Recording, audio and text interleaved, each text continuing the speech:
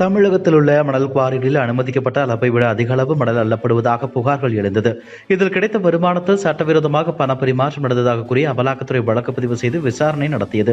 மேலும் கடந்த செப்டம்பர் மாதம் சட்டவிரோத பணப்பரிமாற்ற சட்டத்தின் கீழ் தமிழகத்தில் உள்ள மணல் குவாரிகள் மற்றும் அதற்கு சொந்தமான இடங்களில் அமலாக்கத்துறை அதிகாரிகள் அதிரடி சோதனை நடத்தினார்கள். நீர்வளத்துறை அதிகாரிகள் வீடுகளிலும் இந்த சோதனை நடந்தது. இந்த சோதனையின் போது முக்கிய ஆவணங்கள், ரொக்கப்பணம் உள்ளிட்டவைகள் சிக்கியது. இதையடுத்து இந்த வழக்கு தொடர்பாக விசாரணைக்கு நேரில் ஆஜராகும்படி வேலூர், திருச்சி, கரூர், தஞ்சாவூர், அரியலூர் மாவட்ட கலெக்டர்கள் மற்றும் தமிழக அரசு உயரதிகாரிகள் உள்ளிட்டவர்களுக்கு அமலாக்கத்துறை சார்பில் சம்மன் அனுப்பப்பட்டது. இந்த சம்மனை எதிர்த்து தமிழக அரசு மற்றும் கலெக்டர்கள் சார்பில் சென்னை ஹைகோர்ட்டில் மனு தாக்கல் செய்யப்பட்டது. வழக்கை விசாரித்த ஹைகோர்ட் அமலாக்கத்துறை சம்மனுக்கு தடை விதித்தது. இருப்பினும் விசாரணையை தொடர்ந்து நடத்தலாம் என உத்தரவிட்டது.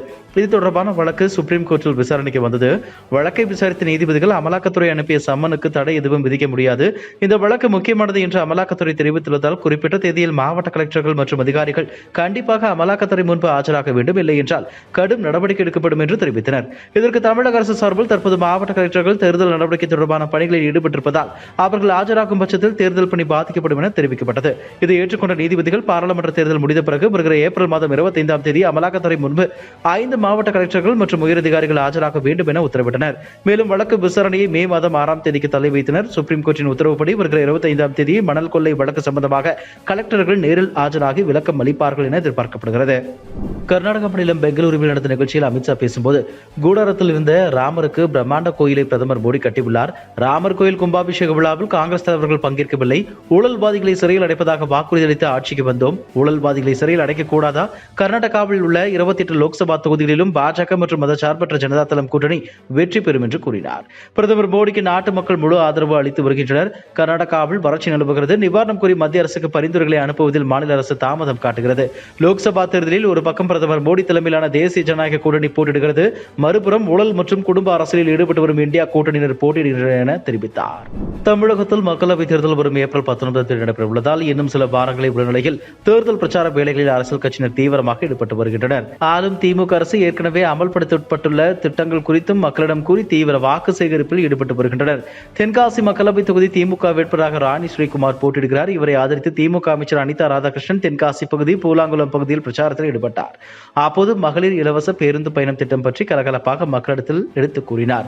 அமைச்சர் பேசும்போது, நம்ம பஸ்ல போனா காசு கொடுக்கணும், அவங்க போனா காசு கொடுக்க வேணாம், அப்ப நாங்க எல்லாம் என்ன இளிச்ச வாயினங்களா என மகளிர் இலவச பேருந்து பயணம் திட்டம் குறித்து கலகலப்பாக பேசினார். மேலும் மகளிர் உரிமை தொகை உள்ளிட்ட திட்டங்கள் குறித்தும் பிரச்சார கூட்டத்தில் எடுத்துரைத்தார் அமைச்சர் அனிதா ராதாகிருஷ்ணன். அதிமுக முன்னாள் அமைச்சரும் சட்டமன்ற உறுப்பினருமான செல்லூர் ராஜு மதுரையில் செய்திகளை சந்தித்தார். அப்போது அவர் பேசும்போது, மடியில் கனமில்லை, வழியில் பயமில்லை, அமலாக்கத்துறை குறித்து எங்களுக்கு எந்த பயமும் இல்லை. சிறையே எங்களுக்காக தான் கட்டப்பட்டுள்ளது. வெள்ளைக்காரன் வாய்ப்பூட்டு சட்டமே எங்களுக்காகத்தான் கொண்டு வந்தார். 20,000 புத்தகம் படித்த அண்ணாமலை இதையெல்லாம் ஏன் படிக்காமல் விட்டார்? மீனவர் பாதிப்பு குறித்து எப்படி தெரியாமல் இருந்தார்? கச்சத்தீவை கலைஞர் 1974 தாரை பார்த்தார். ஆனால் இதெல்லாம் தெரியாமல் அண்ணாமலை இதனை RTI மூலம் தெரிந்து கொண்டேன் என்கிறார். மீனவர்கள் பாதிப்பு குறித்து தெரியாமல் இருந்துள்ளார். இதற்கு RTI தான் தேவையா? மத்தியில் ஆட்சியில் இருப்பதால் உளவுத்துறை மூலமாக தெரிந்து கொண்டிருக்கலாம். செல்போனில் வாய்ஸ் ரெக்கார்டில் பேசுவதை எடுக்கக்கூடிய அண்ணாமலைக்கு மீனவர் பிரச்சனை தெரியாமல் போச்சே என விமர்சித்தார்.